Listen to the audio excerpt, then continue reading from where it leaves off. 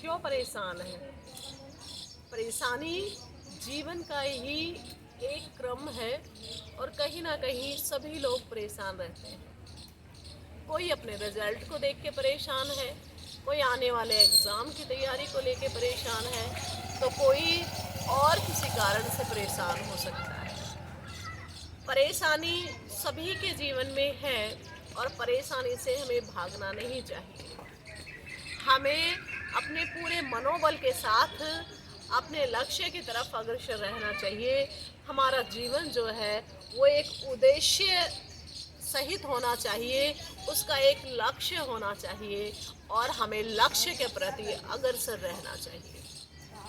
ऐसा कहा जाता है कि मन के हारे हार है और मन के जीते जीत। मनुष्य जब तक उसका मन नहीं हारता है तब तक उस मनुष्य को कोई भी पराजित नहीं कर सकता है। लेकिन जब मनुष्य स्वयं हार जाता है, हार स्वीकार कर लेता है, तो वो पराजित हो जाता है।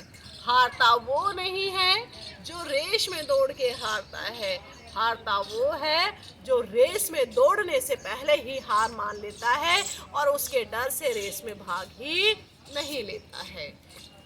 अभी आपको मेरी वीडियो में पीछे से कुछ आवाज़ें आ रही होंगी, कुछ बाइक की आवाज़ें आ रही होंगी, कुछ हॉर्न की आवाज़ें आ रही होंगी।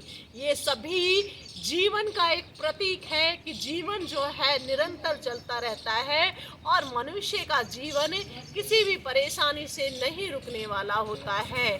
जो आवाज़ें आप सुन पा रहे हो, कहीं ना कहीं ये जीवन का प्रतीक है।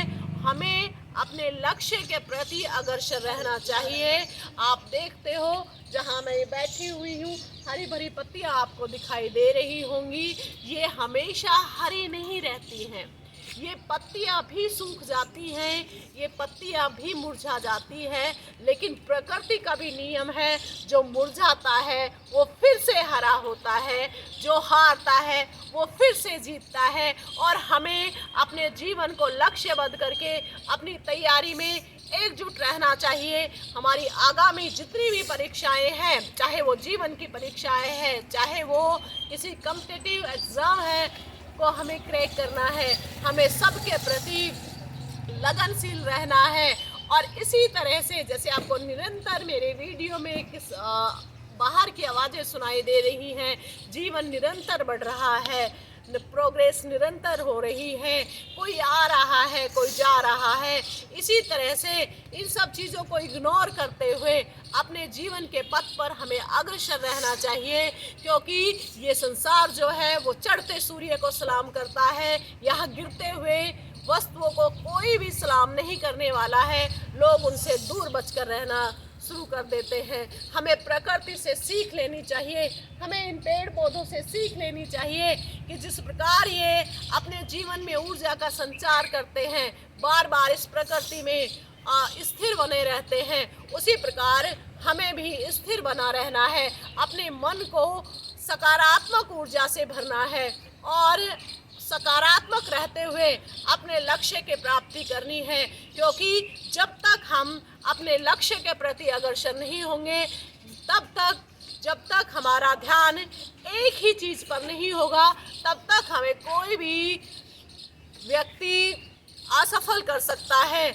और जब सिर्फ हमारा लक्ष्य एक ही चीज़ होगी, तब हमें कोई भी व्यक्ति पराजित नहीं कर सकता है। हमारा लक्ष्य हमें अवश्य मिलेगा।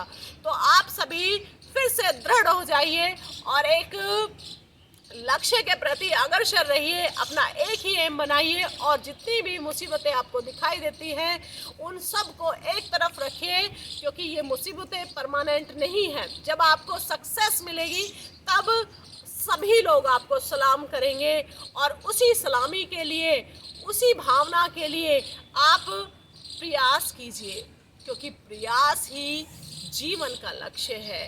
प्रयास से ही मेहनत मिलेगी, प्रयास से ही व्यक्ति अच्छे से अच्छा बनता है। Practice make a man perfect.